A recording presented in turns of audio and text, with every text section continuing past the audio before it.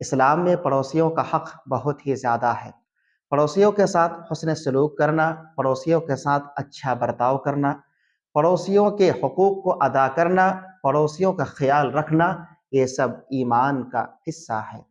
اللہ کے رسول صلی اللہ علیہ وسلم نے فرمایا، واللہ لا یؤمن، واللہ لا یؤمن، واللہ لا یؤمن، اللہ کی قسم وہ مومن نہیں ہو سکتا، وہ مومن نہیں ہو سکتا، وہ مومن نہیں ہو سکتا جس کے پڑوسی اس کے شر سے محفوظ نہ ہو۔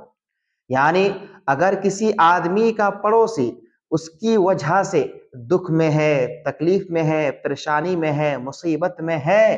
تو وہ آدمی مومن نہیں ہے، بلکہ پڑوسیوں کو تکلیف دینے والا، مصیبت دینے والا، پریشانی میں ڈالنے والا، دکھ دینے والا، وہ جنت میں داخل نہیں ہوگا۔ اللہ کے رسول صلی اللہ علیہ وسلم نے فرمایا، لا يدخل جنت من لا یأمن جارہ بوائقہ، کہ وہ آدمی جنت میں داخل نہیں ہوگا جس کے پڑوسی اس کے شر سے محفوظ نہ ہو۔